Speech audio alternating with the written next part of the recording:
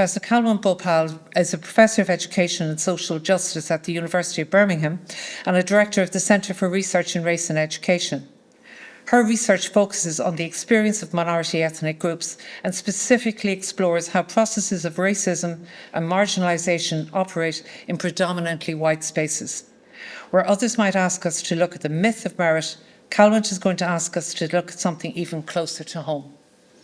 It is my great privilege, and I use that word very advisedly, Kalwant, it is my privilege to introduce you now for your keynote. Thank you, Kalwant.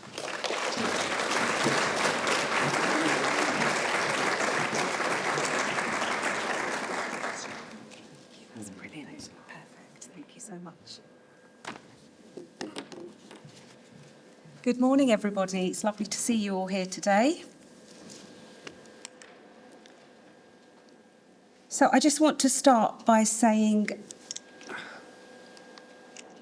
thank you to Barbara for inviting me and giving me the privilege and honour to be here and the opportunity to discuss my work. Thank you to Kira, to Fiona, to Lisa and to Daniel for all their hard work in continuing this important work and also the hard work in getting us here today and preparing us for the conference. So I just want to start with a quote from my colleague, David Gilbourne, at the University of Birmingham. And David says, if you're not working in an anti-racist university, you are working in a racist university. So I just want you to keep that in your minds as I go through my keynote. So what I'm going to do today is to talk about Gypsy, Roma, and Traveller experience. Is that better? Can everyone hear me? Yeah. These things are a bit horrible, but I'll try my best. Gypsy, Roma and Traveller experiences in higher education, social justice, inclusion and white privilege. So I just want to start by talking about the nomenclature around the definitions that we use. And I am aware that the terms are contested, they're problematic, so please bear that in mind as a footnote as I give my talk. I've written papers on the terms themselves, so I am absolutely aware of that. But would be interested to get your feedback on this. So in England, for instance, we use the term Gypsy, Roma and Traveller, and that encompasses a wide range of individuals who are defined in relation to their ethnicity, their self-identity, their way of life and their culture. And this in England includes English, Welsh, European Roma, Irish travellers. So it's a wide range, Scottish Gypsy travellers, show people, etc., etc. And it also includes New Age travellers.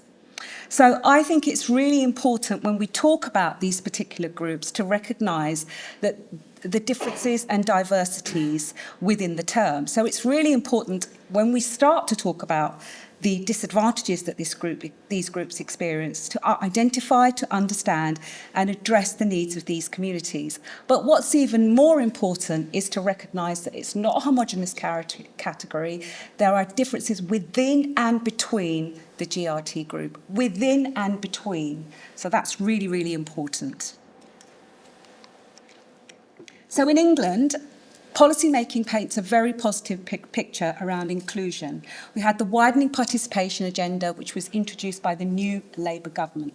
This was really important because it gave the opportunity of young people from marginalised communities to enter higher education.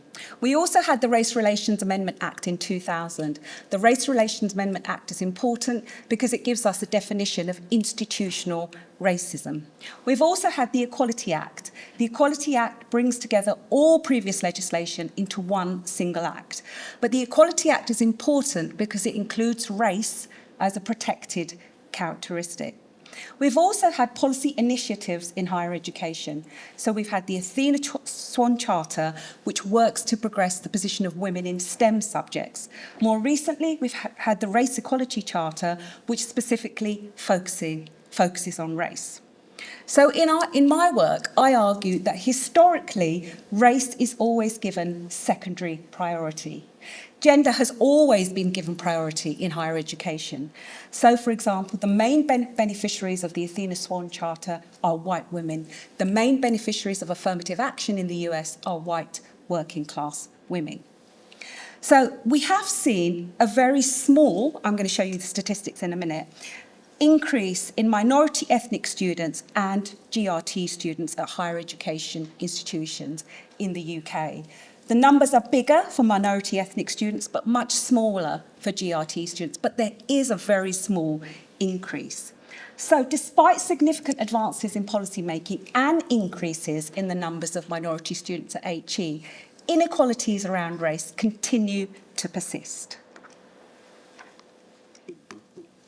So I think it's really important to give you a contextual background in terms of demography, in terms of statistics. So the last census data, which was in 2021 in England and Wales, shows us that the population size of Gypsy or Irish traveller populations is around 71,000 who self-identified. That's only 0.12%. And 94.9% of these individuals, they reported their ethnicity, so they ticked the box under the white high-level category in the census. So this is the most comprehensive data that we have because it is the census. There is ONS data, but this is, I would argue that the census data is far more comprehensive. So in terms of the census data for the Roma population, there's around 103,000 who identified as Roma in the 2021 census. And this was a distinct category. And the 2021, this is really important because the 2021 census was the first time that they specifically included a tick box for the Roma population. Again, it was under the white category. And again, this is really important because I'm going to be talking about white privilege and the controversies around that. So they were actually separated out from Gypsy or Irish traveller groups. So this is the first time that the census has actually done this. So Roma in the UK are generally seen as recent migrants from Central and Eastern Europe, whereas Romany Gypsies have been present since the 19th century. And again, you know, I'm sure that there are discussions that we can have about those as well. So in Northern Ireland, around 2,600 people identified as Irish traveller in the 2021 census. And again, it's only 0.1% of the population, and around 1,500 identified as Roma, 0.1% of the population. And in Scotland, their census is different. That was in 2022. You've got around just under 3,500 who identified as Gypsy or traveller, and 3,200 as Roma. So if you add those figures together, and of course that we can argue that that can be problematic, but we do need some quantitative statistics so that we can tell a story about what that means. Adding these figures together gives us an approximate total of around 77,000 individuals who identify as Gypsy and traveller groups across the whole of the UK in 2021. And that's figures from the Office of National Statistics from 2023. So for this slide and the next slide, I'd like to thank Daniel for putting all these statistics and my colleagues together. So if we look at the Republic of Ireland, the data for 2022, again, very small numbers, around 32%, only 0.6% of people identified as white Irish traveller. So 6 of every 1,000 people in the Republic of Ireland were Irish travellers in 2022. Again, the numbers are very small. And around 0.3% identified as Roma, so that's 3 of every 1,000 people in 2022 in the Republic of Ireland were Roma. And the 2022 census was also the first to include Roma as a category. And the common countries of citizenship were Ireland, Romania, Italy, and Poland. So you can already see that the data itself is quite messy and complicated and complex. So it's very, very difficult to make generalisations about particular groups. Differences within and between the categories, as I've already said. So this table is really important because it gives you, and again, the figures are very, very small. It gives you the Equal Access Survey ethnicity responses, and this is the most recent data, so 24 to 25. So if you look at those statistics, it gives you the figures for UCD and it gives you the figures for all of the institutions in the Republic of Ireland. So white Irish, 67.7% at UCD and 72% for the whole of the Republic of Ireland. But you can see there for yourself, as you go up the table, the figures are very, very small. And white Roma, 0.3% and 0%, Irish traveller, 0.2% and also 0.2%. So these are statistics, the most recent statistics that I could find in terms of access and entrance into higher education, in terms of Gypsy or Traveller or Irish Traveller. So again, the numbers are very small, but if you look at the totals, there is a significant increase in the numbers of young people from these groups attending higher education. So from 14 to 22, you can see that there has been a steady increase. But we could argue that it's not as significant as other ethnic minority groups. But in 2023, the white Roma, there were 865, and this increased to 1,610. So even despite the fact that the numbers are very small, we are seeing an increase. And there's reasons why the numbers are small, for fear of disclosing identity, etc. Now, despite this increase, there's a huge amount of research, tons of research actually, to show that there are significant barriers to higher education for these groups. So there is a pattern, quantitatively, and qualitative data shows this, of persistent exclusion for these groups. They're more likely to drop out of school and indeed not attend school, and this actually limits their opportunities for completing, for example, key qualifications to enable them to make that transition into higher education. This was recently reported by the House of Commons in 2024. There is a huge education disparity and inequality. So, for example, only 9% of Gypsy and Roma and 21.1% of Irish Traveller students achieved strong GCSE passes, i.e. grades 5 plus in English and maths, compared to almost 52% of the national average. So again, a huge disparity.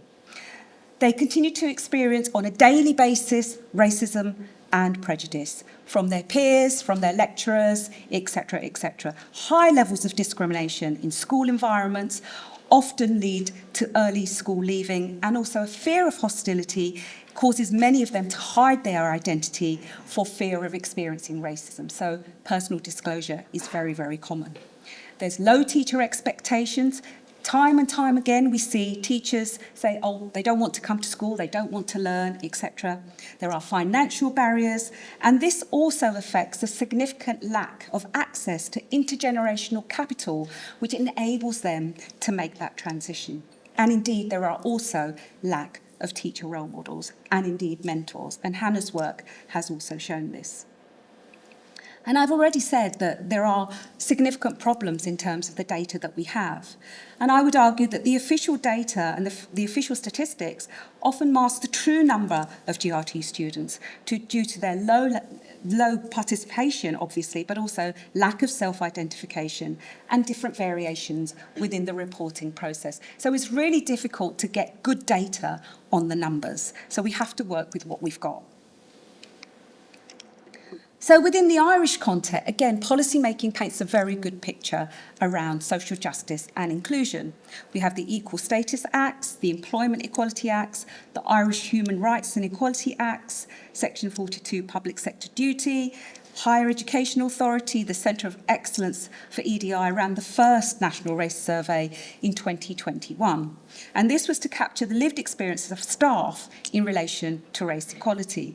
I would argue that the lived experiences of staff in relation to race is hugely significant in relation to how that plays out for students.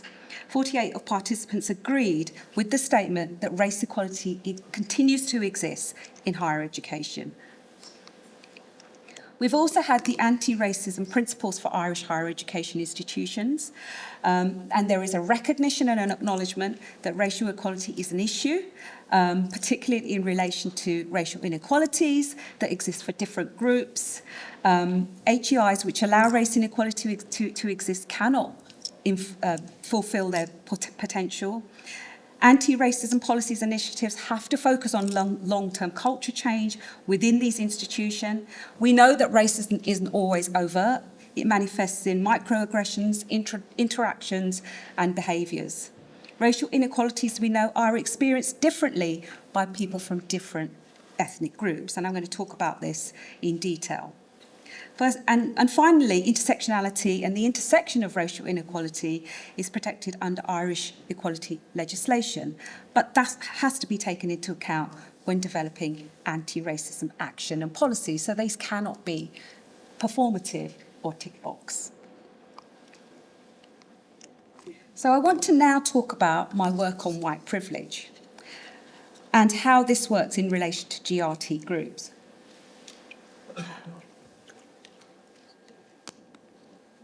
So I draw on the work of Peggy McIntosh. Peggy McIntosh argues that white privilege is an invisible, weightless knapsack that white people carry around on their back. It includes special provisions, maps, passports, code books, visas, clothes, tools, and blank cheques. White privilege means you can walk through customs without being stopped. White privilege means you're less likely to be stopped and searched by the police. White privilege means you're more likely to leave the courthouse an innocent man. White privilege means you can use a restroom without being shot. And on we can go.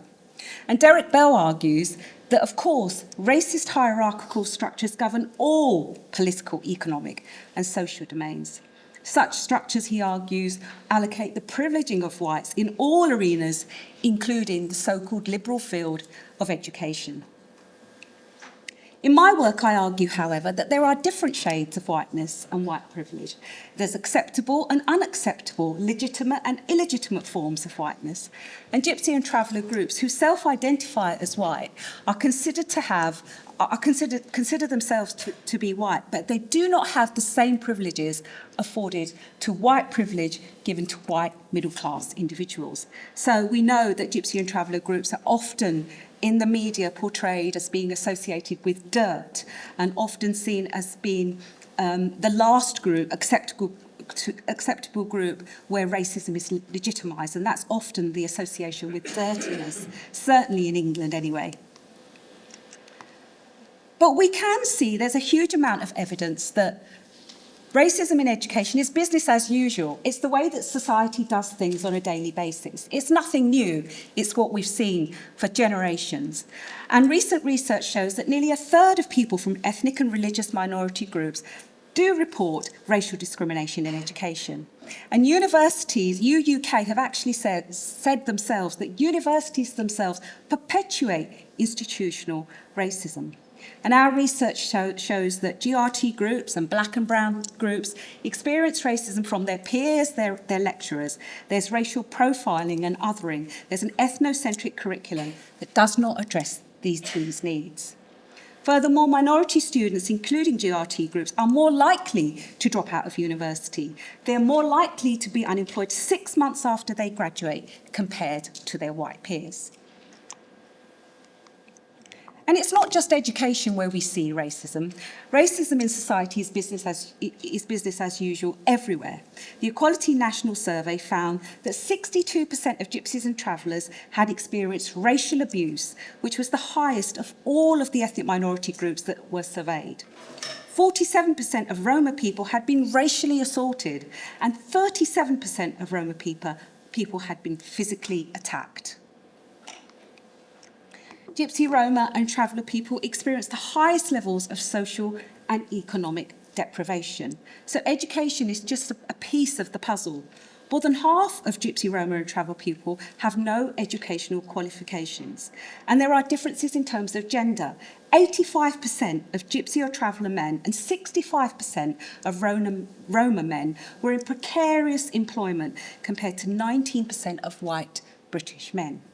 Gypsy, Roma and Traveller men were over 12 times more likely to suffer with more than 2 physical health conditions compared to white British men. And indeed, Roma people have the highest risk of not being able to access health and social care services. So this is a really important, wide, holistic problem. It's not just in education where we see these inequalities that are manifested. How am I doing for time? Where's my timekeeper? Am I good? Yeah. Brilliant. So, what I hope I've done is, first of all, I've given you some statistical background, a little bit of theory, and now I'm going to use this piece of research to support everything that I've said. So this is based on a piece of research that I carried out with 43 interviews with minority students who are attending different HEIs in England, post-1992, or Russell Group, they all self-identified. So the terms that are there are the terms that they used to define themselves. So in my research, I don't define individuals' identity. I ask them, how do you define yourself? And I think that's really, really important that we do that, because for me, it's part of a process of giving voice to communities who would otherwise remain silent.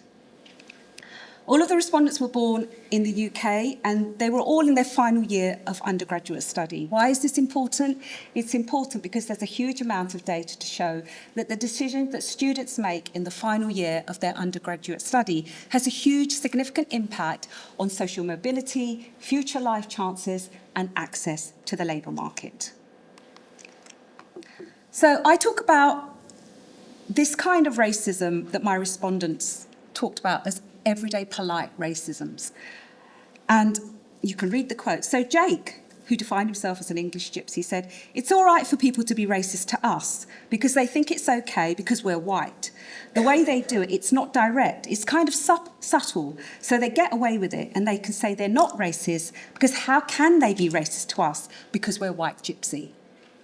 And then Dave, who was an Irish traveller, said, "Here at the university, the idea that the universities are addressing racism is for show. It's a thing, and then they don't address racism for us, i.e. Irish travellers. They overlook the fact that people look at us different. They judge us. They think we're all crooks, and they call us jippos." Apologies for using that word, actually.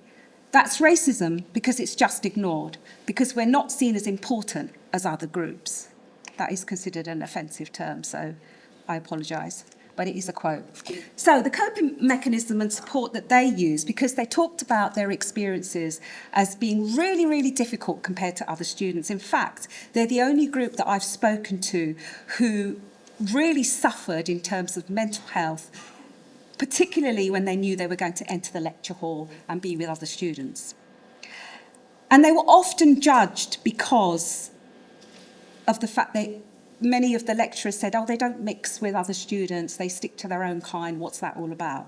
And Shannon said, "When I see other students and they look at me and they look like me and I know they're traveller, of course I go and navigate to them and sit with them. I can be myself. I don't have to explain anything and I know that I won't be judged. That's obvious. Why would I want to sit with the gougers who think I am different to them in a bad way?" So it's really interesting to think about the students' perspectives and then the lecturers saying, "Oh, they don't mix, they all sit together. Why do they do that?" And Kieran said, "The lecturers, they make assumptions about us. They think we're not clever and they assume that we've missed lots of school when we were younger. All of these are based on stereotypes and what people think travellers are like. It might have been different in the past, but we want an education and we want to be treated in a fair way. We don't want to be judged that we are bad. We're just the same as the other students." So many of the respondents talked about what I call transitionary racisms, and I've talked about the evidence that racism exists in society for these groups, so it's not just education. But what was really interesting was that the students were very, very aware of the racism that they would carry into the labour market. So it wasn't just within lecture halls or schools. So Elizabeth said, "We know that the racism won't stop here. It's going to carry on when we try and get jobs. It's easy for employers to be racist. They think that we don't want a traveller working here because of the way that we look and the way we speak. So even though we can get an education, the racism will carry on. We are white, but we're not the right kind of white." And Brian said, "People think we don't want to mix, but they make it hard for us. We can't get jobs because people judge us. They think we're thieves, we're dirty and we're trouble. So we have to think about these things when we're looking for jobs. That's why a lot of us end up working for our own families or people like us." So these students that I spoke to, I would argue that they are outsiders within. They represent a marginal status within higher education.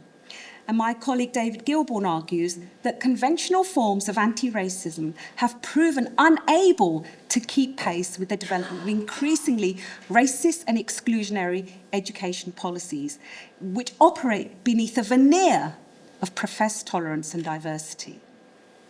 And I would argue that normative hegemonic practices exist in higher education, which follow these students into the labour market. And minority students continue to be disadvantaged in higher education because these students do not fit in with normative white ways of being and indeed doing. So what is the reality? Where are we today? So I would argue that racism is rarely recognised towards GRT groups. In fact, it's the last legitimate form of racism. And when it is mentioned, it's silenced and it's re-silenced. Racism and race is used as is weaponised and it's used for gaslighting. How do you know it's racism? Where are you really from? It's a form of symbolic violence, I would argue. And race is always secondary. What about us, we're women? What about us, we're working class? Race is a commodity. It's based on EDI programmes that are bought and sold in a marketised higher education economy, and it is sold to the highest bidder. Race is declassed. The white working class are always more oppressed. Race has been already dealt with. Don't talk about that. We live in a post-racial society. I would argue that the changes are tokenistic, they're tick box, and they are performative, and they work for the benefit of organisations. So racism, I argue, institutional, structural, and individual acts of racism by lecturers and students is deliberately allowed to flourish, to perpetuate a system that benefits whites, to uphold white supremacy. So where are we today? I'm doing really good for time because I've nearly finished. I'm impressed with myself. I could talk for England about this. So where are we today? Are these new racisms or are they just old racisms? So in 2003, it was noted by the Department for Education and Science that Gypsy and Traveller pupils remain the group that are at the most risk in the education system. 23 years on, this is still the case. I would argue due to racist stereotypes, lack of funding, and lack of policy engagement with these particular issues. I argue that Gypsy and Traveller groups represent an unacceptable form of whiteness, and this is the reason why this continues. It's an unacceptable form of whiteness that is not seen as worthy of recognition or indeed support. In a society that values a certain shade of whiteness, Gypsy and Traveller groups will continue to represent an unacceptable shade of whiteness, a group whose needs are rarely recognised, addressed, or indeed even valued. So what I say and what I argue is what happens is the focus on addressing diversity signifies a retreat from any meaningful engagement with issues of race and racism. In effect, then, I argue, diversity is recognised by institutions, but oppression is ignored. And I argue that that gives institutions and individuals a get-out-of-jail-free card because they say, oh no, we do recognise diversity, but they ignore oppression. So I argue that talk of inclusion then becomes a rhetorical victory for universities who make these bold assertions about the creation of inclusive spaces for minority groups. And in effect, nothing happens. So I put it to you that these are not new racisms, these are just old racisms. This is racism, which is business as usual. And available in all good bookshops. Thank you. Hello, thank you for your talk. I work with student teachers and we have a very large team of supervisors and tutors who go out to see these students on placement. What would you advise in terms of addressing the kind of bias, unconscious, conscious bias, stereotyping in terms of the professional development that we would offer to those supervisors and tutors? Do you want this microphone here, Colin? If I need it, I'll come here, yeah. So I think that this is going to sound quite basic. A failure to acknowledge racism results in a failure to act upon it. So I think that sounds really basic, right? But it's not meant to be flippant. I think many supervisors, many individuals teaching GRT groups don't actually accept and acknowledge that they experience racism. And I find that incredible. So I think the first step is actually acknowledging that these groups experience racism, despite the fact that some of them identify or define themselves as white. And I think only once that you've acknowledged racism can you put steps in to understand how that racism works and what measures can be put in place to support those students who tell you that they're experiencing racism, and to believe them. Many of the individuals that I spoke to said that, well, actually people say we don't experience racism because people think we're white. You can't be racist towards me because I'm white. And in my book, White Privilege, there's a whole chapter that is called Not White Enough, devoted to GRT groups and how they experience racism in relation to their whiteness. So I know that sounds really basic, but it is. Failure to acknowledge results in a failure to act. And I think that once you acknowledge, then you can actually put measures in place in understanding and giving the support that these groups are telling us, and to actually understand that their experiences of getting to where they are very different and unique to other students. They may not have the cultural capital or the social capital that other students have, so they may be disadvantaged in other ways. And also to kind of break down those stereotypes. Many of the respondents, all the respondents that I spoke to, they said that my parents want me to get an education. And the stereotype is, oh, travellers don't want to they don't go to school, they're not interested in education. So I think it is, we have, as supervisors, we have a duty to make sure that we are not adhering to those racist tropes. Has that answered your question? Hi, Professor Bhopal. David Joyce here from Poppy Point. I'm really interested in that idea of the stripping away of the experience in terms of like a highly racialized group, but at cognitive distance at the same time, of having that completely denied when it's beneficial, and that intersectionality piece. And I suppose that leads me on to the question.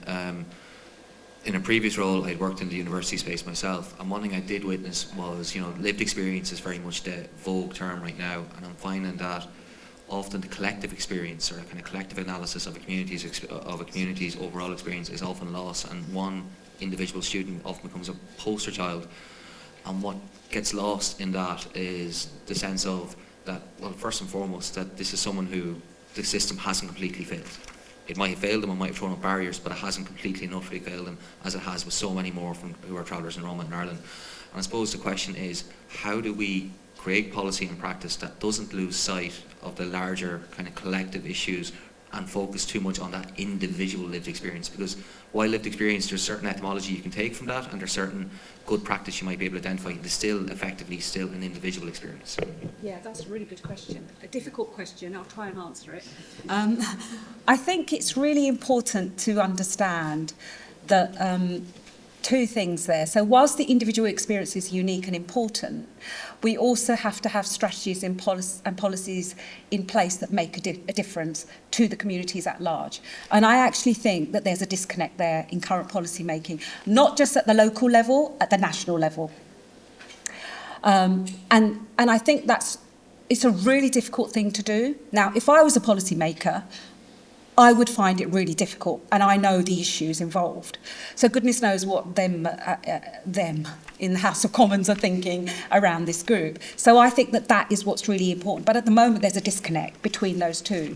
So it's ensuring that those policies and strategies are put in place where you have concrete changes for individual lived experience taken into account, but also for the whole communities. So one of the ways that I think would be interesting, and this is just me, and it might be rubbish, just thinking on the top of my head, is to think about speaking to students, taking a step back and speaking to students at primary and secondary level, and then supporting, even nursery school actually, and supporting them through those transitionary processes so that we can get them into higher education.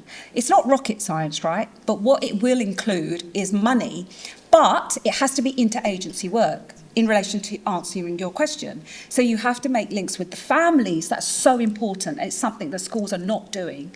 And that's in relation to the question up there about having people from the backgrounds, traveller backgrounds in these positions. So if you have more interagency work, and that's not just around education, because I showed you the slide, it's health, it's support to enter the labour market. So I think if you have more interagency work, it can be more effective. But, you know, it isn't rocket science. I don't think it's rocket science. But did I answer your question? Yeah. It was a really difficult one. I tried. You did? No, you didn't. A question from Slido. Do you think the Where are you? I definition can't see you. Claire is Hello? reading from Oh, Slido. sorry, yeah. Do you think the definition of racism needs to be revised? Revised. Oh, what a brilliant question. Wow. I could write a book on that. Okay, revised. Okay, I would say, and yeah, it's okay. Revised in what way? Yes and no. So first of all, race is a social construct. I am a critical race theorist, and all of my work is based upon understanding society and life through CRT. So I think the subtext I think of that question is that the definition of racism should be revised to make sure that we include these groups and to make sure that racism isn't just about the experiences of brown and black individuals. And in that respect, I do think it should be revised. I also think that we should talk more about white privilege in relation to racism, in relation to answering that question, and understanding how white privilege works for some groups, so there's acceptable and unacceptable forms of whiteness, and how that translates into racism for GLT groups. All right, thank you so much for the talk. I think one question that I would ask is, like you mentioned, like most of the EDI or access universities, like a lot of the work addressing racism feel like very tokenistic and performative. So I would feel like, what would you suggest for us as university to move towards a more anti-racist approach, and it's more meaningful and not just tokenistic, especially as the other question mentioned, like lived experience is like focusing on one person and then using that as a token, like, oh, we do address racism and we are diverse as universities. Thank you. Yeah, great question. Thank you. So I'm going to start the answer to this question by saying that we live in very fragile, insecure times where the geopolitical climate and the climate on racism is very, very insecure. Ulrich Beck would say we are living in a time of heightened risk. We are in a risk society. So have that as a footnote in response to my answer. So what's really interesting, and I've done lots of work on this in my over 35 years that I've been doing this, that there's lots of evidence to show that when we look at EDI policies, and I've looked at many EDI policies, what happens is race and racism gets lost within those EDI policies. So we always have gender, or we always have socioeconomic background, we always have other inequalities, and race is always at the back of the end of the queue. There's never enough money for race, there's never enough time to do anything on racism. So what happens is, it gives universities a get-out-of-jail-free card. So they say, oh, look at us, look at our EDI policy. You know, this is what we're addressing. But in effect, it's performative, it's tokenistic, it's a dance, it's a toing and froing, pretending that we're addressing race. So as a critical race theory, it's part of interest convergence. Of course, universities are going to say they're investing in race, and they put it on their websites. They have these lovely ethnic minority students to say that we're addressing race. But these are the same universities who have the biggest awarding gap between minority students. These are the same universities that don't have one black or brown professor in their faculties. So really, to me, it's not doing anything. So in England, or in the UK, we have the Athena Swan Charter. I'm sorry, I don't have the statistics in front of me. You can Google it. There are thousands of universities that are signed up to the Athena Swan Charter. Because gender is really, really important. But if you look at the numbers that are signed up to the Race Equality Charter, it's very, very small. So we should make it compulsory that every university should sign up to the Race Equality Charter. Every university should show how they've addressed racism for these groups and other groups. And if they have not addressed it, they should be fined. because money doesn't talk for universities, money screams.